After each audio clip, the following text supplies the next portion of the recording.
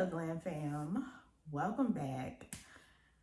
Finally, we are at the end of the road of Real Housewives of Potomac Season 8. I'm ready to get this over with and take a break. Now, this review might be a little lengthy because I'm going to just go ahead and get everything I want to say about Potomac out. I really don't want to keep making videos about Potomac because I'm still trying to decide if I want to watch next season or not. You know, I want to see what the cast look like, then I'll make my decision. So, yeah, let's go ahead and get into it. So we pick up with Gordon's announcement, which was very shocking. I don't think anyone thought he was going to say this. He ends up explaining that he was diagnosed with bipolar 1 disorder, which is not to be confused with bipolar disorder. And he basically said the main difference is that bipolar 1, they have more manic episodes. And he's been this way since a teenager. So that's kind of explaining the locking Mia out of her accounts or locking her in her room and all of that stuff, which is why I'm kind of a little confused about this story. Lord forgive me, I don't want to say they're lying, but it's a little confusing because right before he came out, Mia was just trying to make it seem like he was this horrible dude. Like he did this, he locked me out, he cleared my accounts. You know, he was abusive, which he technically was, but she was just trying to make him seem like a villain, you know. But then when he came out, it was like a whole different story. She was kind of painting this picture for us that, you know, he was financially abusive, all of this stuff. And not to say that he wasn't, but now that we know that it's due to some sort of mental disorder or mental illness, I kind of look at it a little differently. And also, like I said, Mia completely switched up when he came out there because at first she was talking about, like, you know, how they got sued for not paying months of rent on their apartment, and, you know, she left, Gordon's still there, she not gonna pay for it because he got to pay his part after you done just told us this man was broke and don't have no money. But now that he out there, you talking about, I'm gonna take care of him, I'm gonna always take care of him. Which one is it? And then Gordon also said they still have shares in the business. So y'all still got shares, y'all still making money, but you had to downgrade to a little apartment that you can no longer pay for and is getting sued for. Okay. See, y'all can keep falling for me and stuff all y'all want. I don't think Gordon is lying about being diagnosed. But I always keep in the back of my mind how Mia is an exaggerator. Like, I don't think she flat out is lying about this stuff, but she's definitely exaggerating, and she done already contradicted herself a few times. However, it is very, very brave of Gordon to admit that, because we all know how the Black community is with mental issues, especially men, because they barely even like to show emotion. So I really commend Gordon for being brave enough to say that on a national public platform, and it actually does help raise awareness. And everything is starting to make sense. You know, it makes sense why he was kicked out of the business. It makes sense why Mia didn't want him to pursue the lawsuits. It makes sense why he's so cool with Mia's boyfriend, because he understands, like, okay, I put this woman through a lot.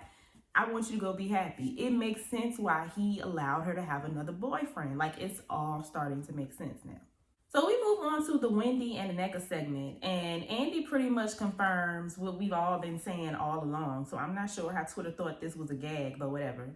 But Andy pretty much confirms that production wanted Wendy to bring Nneka on the show, but she wanted to bring her real friend, Kiana, instead. I don't understand how this is a gotcha moment. Everybody was on Twitter like, see, Nneka is vindicated. How does that vindicate her? Didn't we already know this? What is the issue with Wendy wanting to bring her real friend on the show versus somebody she don't know? That's the problem with these shows now. Y'all remember Kenya's interview from Carlos King? She was pretty much stating how the vetting process for the newbies aren't the same because these women don't have genuine relationships with the cast anymore. They just bring in anybody around and saying, hey, pretend this is your friend and introduce them to the group. And that's why none of these newbies are sticking around. Even if we just look at this season, Kiana fit in with the group way better than Nneka because Kiana actually has connections with these ladies. She knows Wendy, she knows Candace, she knows Robin, she knows Giselle. That's why she fit in better. Versus Nneka, who trying to pretend like she know Wendy through her cousin's sister's best friend's daddy and faking like she know Ashley. That's why Kiana fit in way better than her, because she has genuine relationships with the ladies. So I don't understand the gotcha moment. Wendy clearly knew what she was doing. We enjoyed Kiana way better than we enjoyed Nneka. So Nneka starts talking about how Married to Medicine called her, but then Lebe felt like she should do Potomac instead because her and Wendy had so much in common.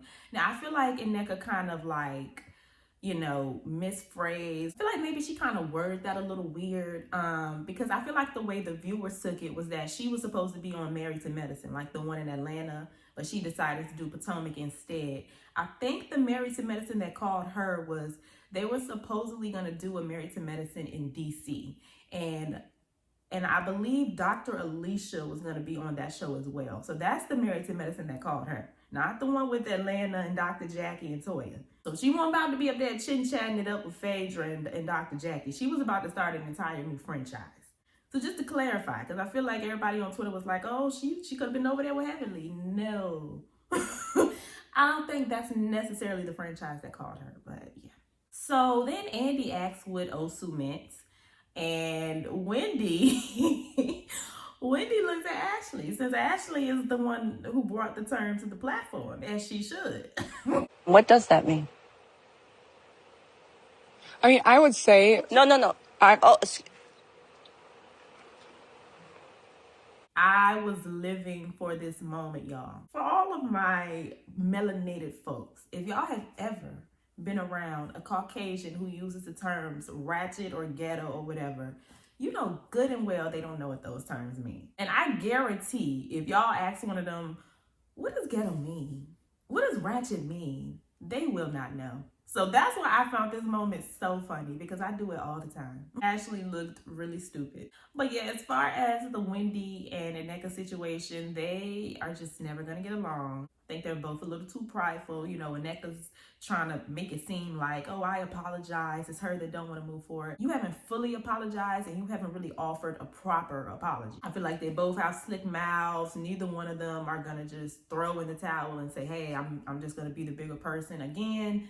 Nneka tried, but she didn't fully apologize. So, I mean, you can't just expect Wendy to accept your half apology. I do think it sucks, though, because it seems like they were kind of starting to be cordial a little bit at the season finale. Wendy even acknowledged her and gave her props for trying to de-escalate the fight situation. So I think that it sucks that they're back in this place, because it seemed like they would have been able to coexist at some point, but now I don't think they will at all. But now I don't think they can at all. And Nneka has reportedly been fired by the Jasmine brand. This is the same person who reported that Robin was fired. Now, it wasn't officially confirmed until now, but these people be having exclusives and inside sources. And like I said, Jasmine brand is not TMZ. They not just putting out anything they hear. I think they're pretty credible. So, oh yes, apparently Nneka will not be returning next season. I don't care. I typically like to say Housewives deserve second seasons. She definitely don't. I don't know anything about her. I just found out this girl was from Wisconsin. Girl, I thought she was born in Nigeria. We couldn't even see this luxurious home or this luxurious lifestyle that she supposedly lives, because she moved to Potomac right before the season aired, so she ain't had no furniture. So we learned nothing about this girl. We watched her unpack housewarming gifts. So next, Keirna is brought on, of course, for the fight segment. But before they get to that, they talk about Wendy not checking on Kiana on the trip. And I kind of gave Keirna a little side eye here, because she was trying to make it seem like she didn't notice that they didn't check on her and it wasn't a big deal. But you literally mentioned it on vacation when Giselle came to check on you. So she was trying to make it seem like she didn't care, but she clearly did. But I'm kind of confused as to why they're talking about it again, because didn't she address them about this already?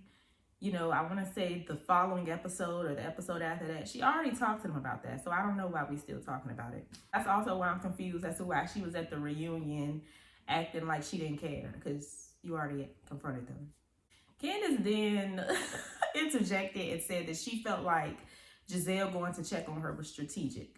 Now, I do understand what Candace is saying. Of course, if Giselle is going to check on her and not Wendy's or Candy, the optics look bad. She's able to say things, put things in Keirna's ear, make it seem like she's a better friend. I get what she's saying, but the reason I don't believe that is because how would Giselle know that Candace and Wendy didn't check on her? That's the only reason I'm not going to believe it, because I don't think she necessarily knew that. But, Candace has been getting blamed for all types of ridiculous things this reunion, so I really don't care that she's starting to get a little ridiculous. I don't care. Let's just blame Giselle for everything, too, because she blaming you for everything, so just go ahead and blame her back. Andy then asks Ashley about, speculation that she is just divorcing Michael for a TV show. Of course, she denied it. She realizes that she stayed in the marriage too long. He's a narcissist, blah, blah, blah. We're going to move on from that because I'm done talking about the divorce. I don't believe they're really getting it, and that's that. She's still banking on this huge check that is never going to come. So, moving on. They then move on to the fight. And Giselle tries to blame Candace, Wendy, Deborah, and Kiana for the fight. Now, how Wendy gets thrown into this, I don't know. So pretty much everyone starts getting on her case about what Wendy had to do with anything. So then she takes Wendy out of it. Then they all collectively try to blame Candace because she called Deborah a vermin after Deborah approached her trying to fight. This whole narrative of Candace's mouth is crazy and that's why she keep getting into fights, that is just getting really tired. However, Mia did make a great point. I will say Deborah was on a rampage that night because she did try to do the same thing that she did to Candace, to me. She said, I'm only a 4, Mia. And I was like, no, you're a black queen. We're all 10s. And squashed. And had I said, yeah, bitch, you're a 4, she probably would have threw the drink in my face, but I didn't. So you have to be mindful, too, sometimes. You're sitting in a seat where you have more to lose. Don't entertain. Deborah tried to fight her as well. Deborah came there to fight somebody. And Mia saw what was going on, so she didn't give her that. She de-escalated the situation. Candace could have very easily did that. She simply just has to learn how to pick and choose her battles, and that's just that. No, you're not wrong for calling her vermin. It's not a big deal. That should not result into a fight, of course. But if someone is coming up to you aggressively, they obviously want to fight. If you don't want to fight, don't sit there and egg it up, come on. But she grabbed a bottle, so maybe she did want to fight. I don't know. But like I said, I agree with Mia. I see where she's coming from, too. Candace pretty much says she's alone and she don't expect nobody to have her back. And now that we know Candace has quit, it's actually kind of sad to watch this reunion because you can kind of literally see her giving up somewhere halfway through the reunion. They were over it. Wendy was still trying a little bit, but you could see in her face like she was very irritated, and Candace had just completely shut down. She gave up. She just started apologizing. It was actually pretty sad to watch. In my personal opinion, I feel like the point where Candace was done was when they had talked about the Chris situation again, and pretty much everyone had confirmed that Giselle did say the word maid or whatever. And then she gave this apology like, well, if I said it, I'm sorry. I feel like at that point, that was where Candace gave up, because at that point she was just like, okay, girl, sure, I accept your apology, whatever. And after that, she was just silent. So I personally feel like that was the moment she quit. But back to the altercation. So Ashley was mighty quiet this entire time, even though she kind of is the cause. She was quiet up until Andy called her out for blaming Candace. So then Ashley gives her little BS statement and she apologized to Keirna. And Keirna kind of got her together a little bit. She called her the queen of aftermath apologies, which is very true. Ashley will do her little dirt and her mess, and then she'll sit up there and give you a good old apology. Because she don't care, and she knows she go apologize later, and she will be forgiven. Keirna gave way more in this segment than Nneka, Karen, and Ashley combined in all 3 parts. Clearly, Wendy knew what she was doing bringing this girl around. It ends with Andy once again trying to get girls to take accountability. Robin and Candace agree that they are indifferent to each other. There is no hard feelings. Candace pretty much says the ball is in Robin's court as far as moving the friendship forward. He moved on to Wendy and Nneka. That is a lost cause. Again, I think they were in a much better space when the season ended, but rehashing it, of course, is going to bring back those feelings. And it just kind of got worse. And now it's just no point of return. He tries with Candace and Giselle. Neither one of them feel like either one of them know how to take accountability, and they're both right. Giselle sees nothing wrong with what she did to Chris. Candace sees nothing wrong with what she does on Twitter. They see each other. Giselle kind of makes this statement like she can't wait to get on Twitter and see the tweets. Miss, I don't get on Twitter. Can't wait to get on Twitter and see the tweets. But I feel like everybody was kind of taking that out of context. She wasn't saying she can't wait to see the tweets from the viewers. She can't wait to see people dragging Candace. She wasn't saying that. She was saying that she can't wait to see what Candace tweets after this, because they talk about how Candace is a disaster on Twitter. So they couldn't wait to log into their accounts that they pretend they don't use to pretty much stalk her page and see what she had to say about the reunion. So they ended with pies and Karen and Giselle crowning Andy the Duke of Potomac. And he up there acting just like Nneka. Calm down, it's not a real title. Oh, are you kidding? The Duke of Potomac. And that concludes the season. And once again, Karen is in first chair for no reason. She gave us nothing but a good old mouth twitch that... Now, she's been doing that for a minute, but it was out of control, this reunion. I think it's because she just did something to her face, which is why I said she needed to stop touching her face. Because it's looking uncomfortable. Like, it's looking like you got to keep adjusting something. I think Karen needs a little fire under her behind next, because she gave us absolutely nothing in this first chair. You know, I get it. She's like the Nene, the face of this show, but Nene gonna give you a show if she in first chair, okay? She ain't never had a boring reunion. Even when she not giving you a show and not talking to nobody, she's still giving a show. So I'm gonna need them to, but you know, next season may be about Karen's DUI. So, you know, maybe she'll finally have something to talk about. Now, what is this I'm hearing about? Production asked Candace and Wendy to go light on Giselle for the reunion. And that's why, you know, they wasn't really reading her like that. And I don't mind that because, you know, Giselle lost her father, whatever. I don't mind that. But now going back and looking at the reunion and how Giselle was acting, girl, you over here laughing and kikiing and trying to get your reads off on Candace because you know that you asked production to tell her to not say nothing back. So now that you know Candace cannot respond and verbally drag the mess out of you, now you want to get bold enough to laugh in her face. Okay. But yeah, that definitely makes sense why that other couch is trying to pop off so hard. Because they was not allowed to respond. That's very scary, childish behavior. Yeah, that concludes the reunion. That concludes the season. I'm so glad this season is over. This has been rough. I'm glad this season is over, child. This has been one of the worst seasons of Potomac. It's really getting out of control on social media.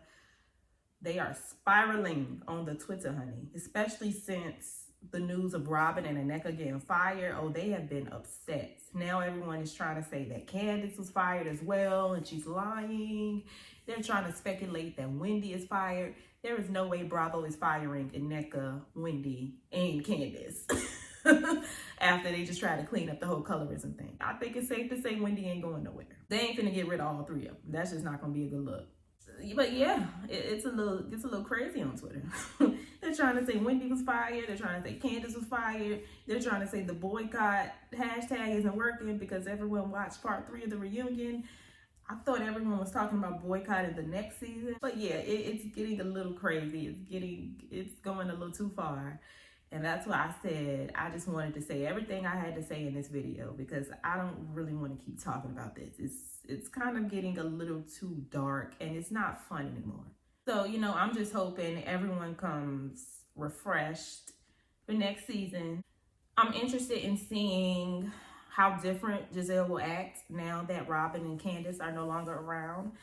I'm wondering if her and Wendy will interact. I'm sure they will in some capacity. I don't know. I feel like they may possibly talk next season. I don't know. I'm just still thinking about the fact that she had to ask production to ask them to not read her. Giselle is a clown, and that's exactly why Nene calls them starless. Even when she got read by Claudia in Puerto Rico, even she respected it. She told production that she needed a peach and she needed to be full-time. Giselle could never. That's exactly why Nene called all of them starless. That's why Giselle would never be iconic or a top housewife or anything. You are the face of Potomac because production wants you to be the face of Potomac. That's it. You are not the fan favorite, and this is why. But yeah, I think I'm pretty much done talking about this. I'm very happy for Candace. I hope she gets like a special or something, you know. I hope she like returns for an episode or two, something like that. Or hopefully the show takes a long enough break that we won't have to see any of these ladies for a while. But yeah, those are my thoughts. Y'all let me know what y'all thought about everything in the comments down below. Stay happy, healthy, and all of that good stuff. And I will see y'all in my next video. Bye.